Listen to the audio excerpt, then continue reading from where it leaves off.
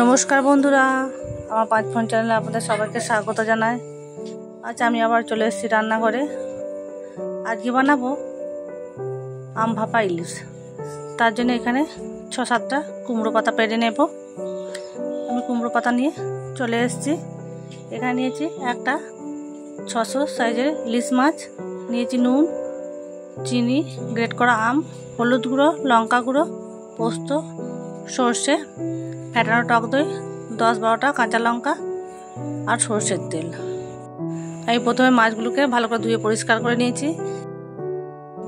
এখানে কুমড়ো পাতাগুলো সব ধুয়ে পরিষ্কার করে নিয়েছি। আমি এখানে 7টা কুমড়ো পাতা নিয়েছি। আমি এখানে একটা বাটি নিয়ে নিয়েছি।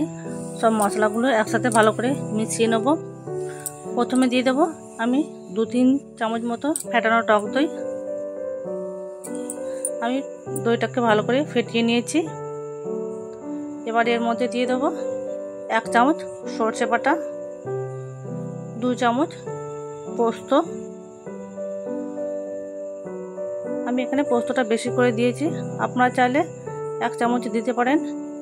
এবার দিয়ে দেবো 1/2 চামচ হলুদ গুঁড়ো, আর রঙের জন্য দিয়ে দেবো 1/2 চামচ লঙ্কা গুঁড়ো।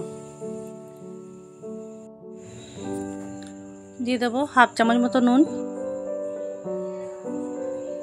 2 চামচ মতো সর্ষের তেল,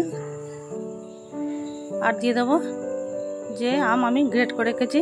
এবার আমগুলো দিয়ে দেবো। আমি এখানে আমগুলোকে গ্রেট করে নিয়েছি, আপনারা চাইলে আমটাকে বেটে নিতেও পারেন। এবার স্বাদ ব্যালেন্স করার জন্য আমি 1/2 চামচ মতো চিনি দিয়ে দিলাম। চিনি দিয়ে সব কিছু ভালো করে মিশিয়ে নেব। সব মশলা যেন একসাথে ভালোভাবে মিশে যায়, সেভাবে ভালো করে মিশিয়ে নিতে হবে। এবার মাছের মধ্যে নুন আর হলুদ গুঁড়ো ভালো করে মাখিয়ে নেব। মাছগুলোর মধ্যে ভালো করে নুন হলুদ মাখানো হয়ে গেছে। এদিকে উনুনটা ধরে গেছে। এবার কড়াই বসিয়ে দিয়েছি। কড়াইয়ের মধ্যে 1 চামচ মতো সর্ষের তেল দিয়ে দেবো। সর্ষের তেল দিলাম এই কারণে, আমি যখন কুমড়ো পাতাগুলো দেব, কুমড়ো পাতাগুলো যেন কড়াইয়ের মধ্যে না লেগে যায়। সর্ষের তেল দিলে কুমড়ো পাতাগুলো কড়াইয়ের মধ্যে বসে যাবে না। তেল না দিলে কড়াইয়ের মধ্যে কুমড়ো পাতাগুলো বসে যাওয়ার সম্ভাবনা থাকে। তাই আমি এখানে 1 চামচ মতো সর্ষের তেল দিলাম। এদিকে মশলা ব্যাটারটা ভালোভাবে মেশানো হয়ে গেছে। কড়াইয়ের তেল গরম হয়ে গেছে। এবার কুমড়ো পাতাগুলো আমি কড়াইয়ের মধ্যে দিয়ে দেবো। আমি এদিক ওদিক করে কুমড়ো পাতাগুলো দিয়ে দেবো। আমি নিচে 3টে পাতা দেব। দেখুন বন্ধুরা, আমি নিচে 3টে কুমড়ো পাতা দিয়েছি। এবার যে মশলা ব্যাটারটা বানিয়ে নিয়েছি, এবার এর মধ্যে দিয়ে দেবো। আমি এখানে 4 চামচ মতো মশলা ব্যাটারটা দিয়ে দেবো। মশলা ব্যাটারগুলো দেওয়া হয়ে গেছে। এবার মাছগুলো আমি দিয়ে দেবো। একে একে সব মাছগুলো আমি দিয়ে দেবো।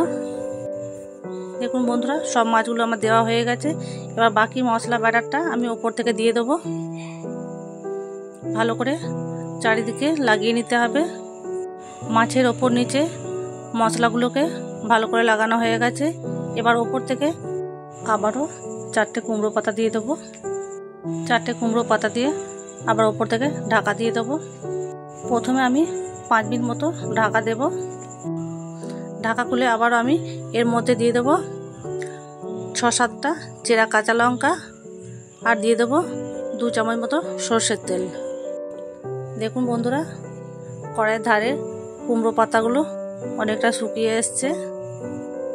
চেরা কাঁচা লঙ্কা আর সর্ষের তেল দিয়ে আমি আবারও ঢাকা দিয়ে রাখবো 10 মিনিট মতো। এবার আঁচটাকে পুরোটাই হালকা রাখতে হবে।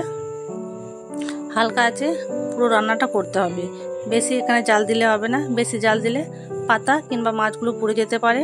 দেখুন বন্ধুরা, 10 মিনিট পর ফিরে এলাম। উপরে পাতাগুলো সেদ্ধ হয়ে গেছে, মানে মাছগুলো সেদ্ধ হয়ে গেছে।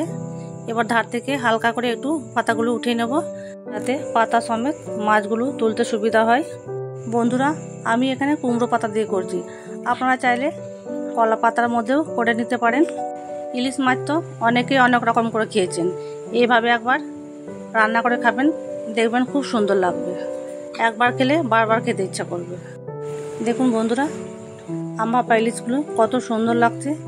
আমাদের আম ভাপা ইলিশ রেডি হয়ে গেছে, নামিয়ে নিয়েছি। বন্ধুরা এভাবে একবার বাড়িতে বানিয়ে দেখবেন, খুব সুন্দর লাগবে। সবাই ভালো থাকবেন, সুস্থ থাকবেন, সাবধানে থাকবেন।